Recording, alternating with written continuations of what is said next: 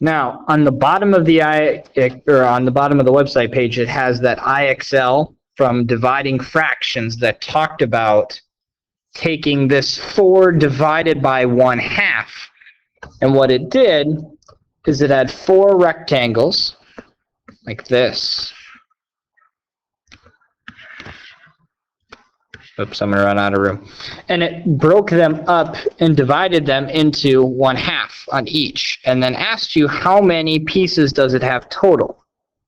And the answer should have been 8. Okay, and so what that does is it helps us with dividing fractions and understanding how to divide 2 fractions. Let me make sure. Okay, so rather than go through the whole bit with the boxes, I want to just show you how to divide fractions, and the answer is you can't. It actually is impossible to truly divide 2 fractions by each other. But what you can do is flip the second fraction. Always the second fraction. So we take this divide sign, we're going to turn it to a multiplication, and we're going to take this one and flip it like that. So it becomes 6 over 4. And now we do it just like we've done all the other problems before. 2 times 6 is 12. 3 times 4 is 12.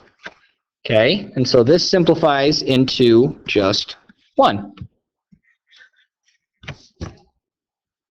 Okay, so the trick here is flip the second fraction. Always the second fraction. Okay, so for this one down here, we do 5 over 6. That stays. Whoa! Don't hit all the buttons.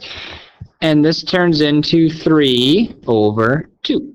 I flipped that second fraction. And now I just multiply like always.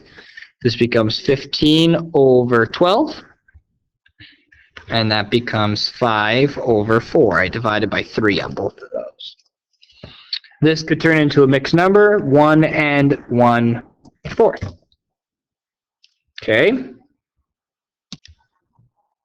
If you have mixed numbers built in, all you have to do is turn them into improper fractions and then flip that second one. So this 2 times 4 is 8, plus 1 is 9, 9 over 2. And now I'm going to do this step 2/3. And now I'm going to flip the second fraction. If you skip this middle step, that's fine, as long as you do it correctly. 3 over 2. This becomes 27 over 4.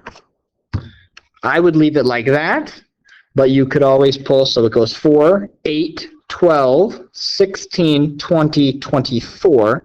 So there's 6 of them that get pulled out, and there are 3 left over. So it could also be like that. Either one of those would be correct. On the bottom, this becomes 3 times 3 is 9, plus 2 is 11 over 3. Divided by 1 times 4 is 4, plus 3 is 7 over 4. Now we flip the second one, so 11/3 times 4 over 7. So this becomes 44 over 21. I don't think that can be simplified. Nope, that should be good. And then we'll pull out 2. Will bring us to 42, and then we'll have 2 over 21 left over. Okay, so always flip the second fraction. I think this is, yep, try these 3 on your own, and then I'll go through them. So for this one, it becomes 5/4 times 8 over 10, which becomes 40 over 40. And if you have the top and the bottom the same, the answer is always 1.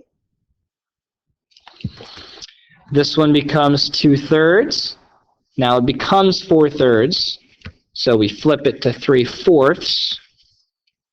6 over 12 simplifies down to 1/2. The bottom one is 5/4. This is 7/4. So times 4 over 7 gives me 20 over 28. That's 10 over 14. And 5 over 7. Alrighty. There's only one IXL for this one, and then there will be a quiz coming up after that, and then a test coming up after that. All right. Thank you.